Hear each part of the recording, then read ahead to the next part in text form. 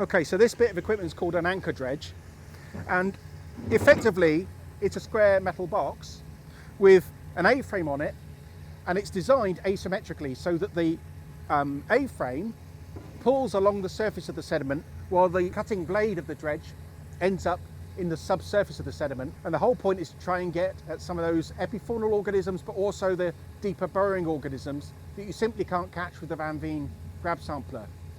The 0.1 metre squared Van Veen grab sampler only goes into the sediment about 10 centimetres, whereas much of the biomass that lives in the seafloor burrows much more deeply.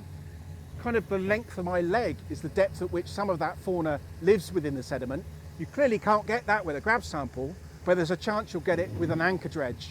On a bigger boat you might use a ring dredge to get right down into the sediment to collect some of the big long-lived organisms that live within the seafloor. Some of the most abundant crustaceans, for example, that live in Plymouth Sound, you hardly ever see when you're diving because they live deep down in burrows. And the only way to get them really is with something like this, the anchor dredge. So what the crew will do is they'll pay out several times the depth of the water that we're in. I think we're in about 10 metres here, so perhaps 40 metres of warp, so that the warp is pulled along horizontally along the seafloor, just like you would with an anchor to secure the ship. And this will dig the whole device into the seafloor, take a bite of mud, we hope, and then that mud, as it comes up, will get captured in this fine mesh, which on the outside is protected with a coarse mesh to stop the net getting ripped open if it comes into contact with scallop shells and other sharp items. Once we've got the dredge up on deck, then we open it up, dollop it out onto this this area here, shovel it into sieves, and then try to see what we find within it.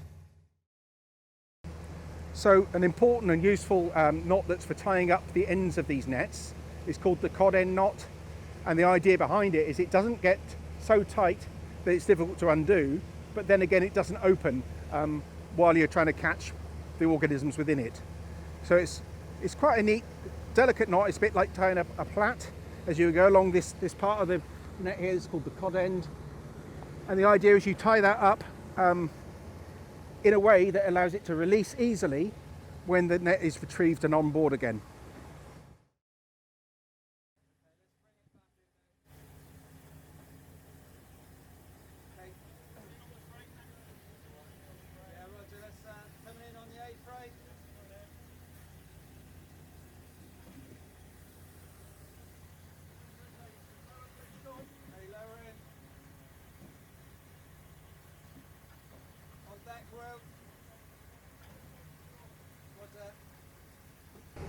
So you can see that he's opening up the knot, and it's clearly collected a lot more sediment than you would normally get with a Van Veen grab.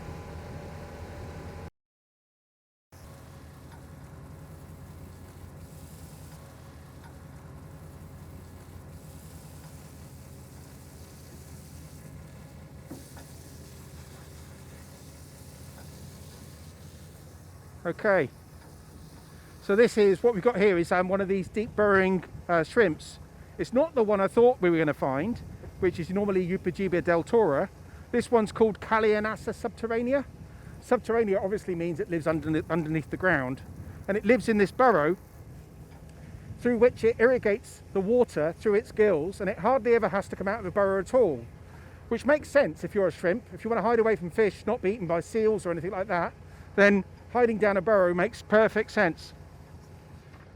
So that's the first time I found this species in Jennycliff Bay. So I'm familiar with it because it's common up in Scotland, where I did a lot of this work professionally. But yeah, beautiful animal.